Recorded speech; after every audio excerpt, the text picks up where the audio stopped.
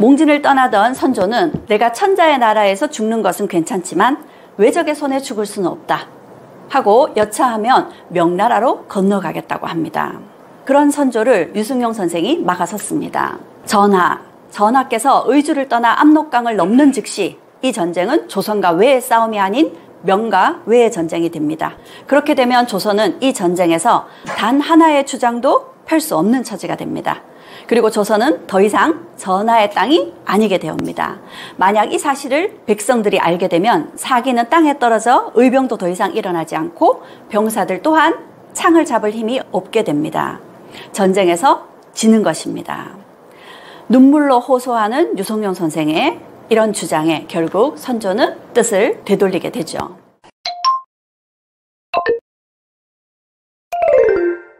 오늘 저와 함께 리더 유승용 선생에 대한 이야기를 해볼 텐데요. 역사 속에는 많은 재상들이 있었습니다. 재상이라고 하면 가장 많은 사람들이 손꼽는 인물이 황희였죠. 많은 재상들이 있지만 그 중에 유승용이 재상이었을 때는 우리 상황이 너무나 참혹했습니다. 문제가 한두 가지가 아니었죠. 유승용이 재상이었을 때 어떤 상황들이 있었는지 살펴보겠습니다. 유승용이 재상이었을 때 우리는 7년 동안 임진왜란을 겪어야 했습니다. 그리고 정치는 붕당 정치가 시작되고 있어서 굉장히 혼란스러웠죠. 뿐만 아니라 유승용이 모시는 주군은 선조였습니다. 가장 무능하고 이기적인 군주였죠. 이런 조건 속에서 그 당시 재상으로서 국정을 훌륭하게 수행해낸 이가 바로 유승용이었습니다. 그럼 이제 본격적으로 유승용의 삶과 그 당시 시대적 배경, 임진왜란을 함께 이야기해 보겠습니다. 유승용은 어려서부터 이름난 신동이었습니다. 마을에서 알려진 그런 신동이 아니에요. 굉장한 신동이었습니다. 기록에는 여러 책을 박람하여 외지 않은 것이 없었는데 한번 눈을 스치면 훤히 알아 한 글자도 잊어버리는 일이 없었다 할 정도로 신동으로 칭송을 받았습니다. 그런 그가 21살 때 대단한 스승을 만나게 됩니다. 퇴계 이황 선생이죠. 퇴계 이황 선생은 유승용에게 이렇게 칭찬을 합니다. 서해는 하늘이 낸 인물이다. 장차 나라의 기둥이 되어 큰일을 할 것이다. 당시 같이 이황 선생 밑에서 수학했던 김성일은 이렇게 이야기를 했습니다. 스승님께서 제자를 칭찬하는 것을 한 번도 본 적이 없는데 유승용만은 스승님께서 칭찬을 아끼지 않으셨다라고요. 유승용은 25세 과거에 급제를 했습니다. 그리고 승승장구하게 되는데요. 28살에는 성절사로 명나라 사신으로 가게 됩니다. 명나라의 학자들과 토론을 벌였는데 명나라 학자들이 유승용을 서해 선생이라고 칭송을 했습니다. 그리고 그가 경연의 검토관으로 일을 할 때는 최고의 경영관으로 평가받기도 했습니다. 30대 중반 이후에는 도승지, 대사원, 대제학을 역임하면서 요직이란 요직은 다 스쳐갔죠. 그런데 이 시기 그의 관직 생활이 평탄했던 것만은 아닙니다. 붕당 정치가 시작되고 있었거든요.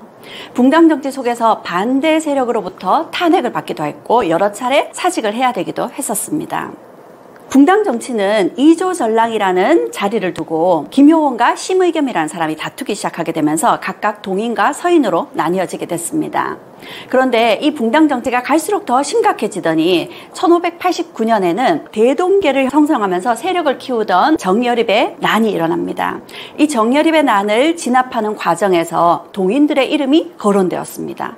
그러자 동인들까지 같이 벌을 받게 되죠. 이 사건을 기축옥사라고 합니다. 동인들이 대규모로 처벌을 받게 되면서 세력은 서인들이 가지게 되죠. 그런데 얼마 후 서인의 수장이었던 정철이 선조에게 광해군을 세자로 책봉하십시오라고 건의를 하게 됩니다. 정철은 선조로부터 굉장히 총애를 받던 사람이었어요. 이 사건으로 정철은 선조의 눈밖에 나게 돼요. 선조의 노여움을 사게 되면서 정철은 파직당합니다. 그리고 귀양까지 보내지게 돼요. 서인들이 대거 힘을 잃게 된 거죠. 이때 동인들이 서인에게 보복을 하고자 합니다. 그래서 동인 중에 이산해라는 사람을 중심으로 한 사람들은 정철뿐만 아니라 서인들 대다수를 벌을 줘야 된다라고 강경하게 주장을 합니다. 반면에 유승용은 정철을 비롯한 핵심 인물들만 벌을 주면 된다라는 온건적인 주장을 하게 되죠. 그렇게 되면서 동인 역시도 이산해를 중심으로 한 북인과 유승용을 중심으로 한 남인으로 나뉘게 되죠. 조선의 정치가 이러한 상황이었습니다. 이러한 상황을 두고 율곡 이인은 이렇게 개탄을 했습니다. 나라의 형편이 고칠 수 없는 썩은 집과 같다. 1년을 버틸 양식도 없고 모든 것이 최악의 상황이다. 율곡 2인은 임진왜란이 일어나기 8년 전에 돌아가셨지만 당시의 모습을 두고 이렇게 걱정을 했었습니다. 나라 바깥의 상황도 만만치 않았습니다. 조선 초기부터 계속된 외적의 침입이 있었습니다. 선조 때 외변이 일어났어요. 외적들이 전라도 해안가를 침탈해서 수군과 격전을 벌였던 일이 있었습니다. 외변은 조선시대 여러 차례 일어났었는데 가장 큰 외변이 선조 앞에 명종 때 을묘외변이라고 외적들 7천여 명이 우리나라를 침탈해 왔었던 적이 있었습니다. 이 즈음에 도요토미 히데요시가 일본의 전국시대를 통일했다는 소식이 들려왔어요. 그리고 일본이 전쟁을 일으킬지도 모른다라는 분위기가 감돌았습니다. 하지만 조선은 일본이 전쟁을 일으킬지라도 외변이라고 생각했고 몇천 명 단위일 거라고 생각을 했던 거죠. 그런데 실제로 임진왜란은 수십만의 군대가 쳐들어왔던 일이었죠. 이 시기 일본에 갔던 통신사가 일본으로부터 국서를 가지고 왔습니다. 국서에는 정명가도라는 글자가 적혀 있었습니다. 명을 공격할 것이니 조선은 길을 열어라 라는 내용이었죠. 이와 같은 일본의 국서를 우리는 명에게 전달을 해야 될까요? 말아야 될까요? 이 문제를 놓고 조선 조정에서는 격론이 벌어졌습니다. 이산해를 중심으로 한 북인들은 괜히 명나라에 알렸다가 명나라가 오해를 할 수도 있다. 조선이 일본과 손을 잡고 명을 치려는 것이 아닌가.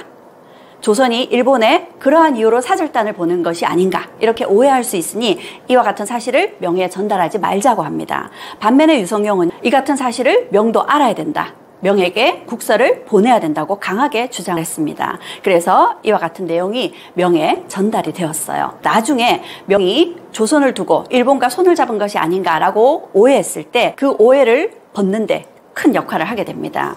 1590년에 조선통신사를 파견할 때도 이와 같은 논란이 있었습니다. 조선통신사를 파견했다가 명으로부터 의심을 살 수도 있다. 그러니 일본의 통신사를 파견하지 말자. 반면에 일본이 정말 전쟁을 일으킬 것인지 확인할 필요가 있다. 그러니 조선통신사를 파견해야 된다. 그리고 조선통신사를 파견하게 되었습니다. 조선통신사가 일본에 갔다가 1591년에 조선으로 돌아왔습니다. 통신사로 갔다 온 정사 황윤길이 이렇게 이야기를 합니다. 외적은 반드시 침범할 것이오니 대비책을 마련하심이 옳을 듯합니다. 그런데 함께 갔던 부사 김성일은 전하, 일본에서 그런 정황을 보지 못했으니 걱정할 일이 아니라 사료되옵니다. 두 사람의 이야기가 다릅니다. 황윤길은 서인이었고 김성일은 동인이었어요. 그 때문에 이들의 의견이 달랐기도 하지만 또 다른 이유도 있었습니다. 같은 동인이었던 김성일을 불러서 유성룡 선생이 이렇게 질문을 했습니다. 그대의 말이 황윤길의 말과 다르니 만약 전쟁이 일어나면 어찌할 것이오?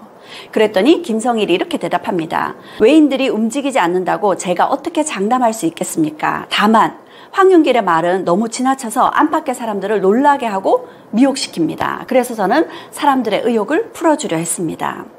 오히려 전란이 일어날 거다라고 했다가 민심이 더 동요하게 될 수 있다. 그래서 이렇게 얘기한 거다라는 거죠.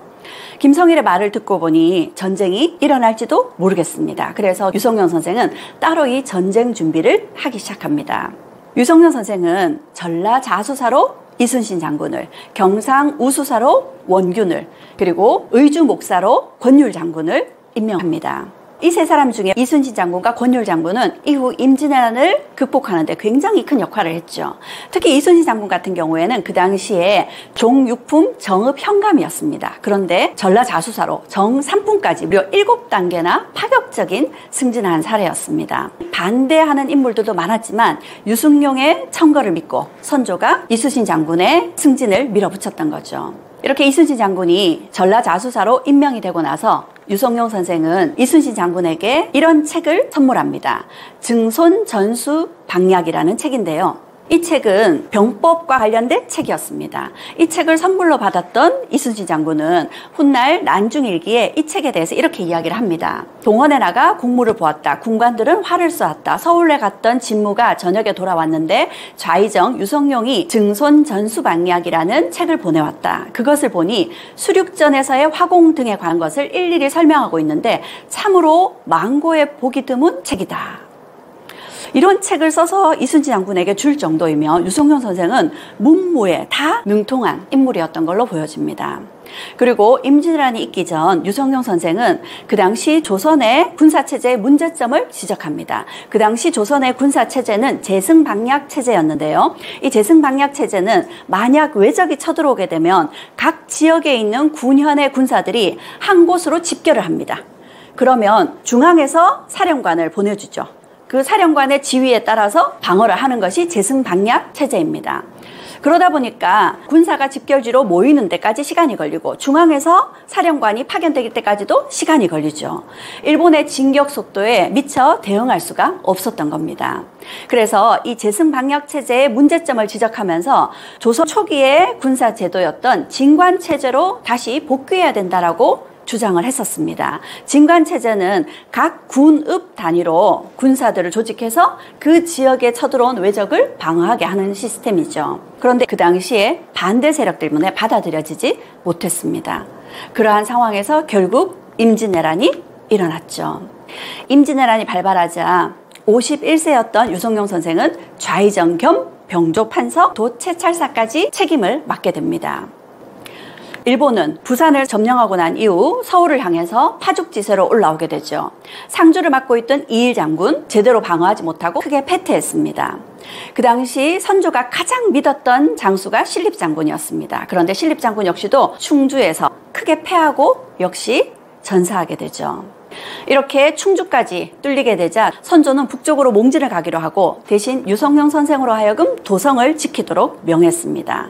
그런데 이항복이 지금 조정의 신하들 가운데 명민하고 민첩하여 사무에 숙달하고 외교에 능한 사람은 유성룡 한 사람뿐입니다 라고 적극적으로 그도 함께 가야 된다고 주장을 하게 되면서 유성룡은 선조의 몽진길을 따라가게 되죠.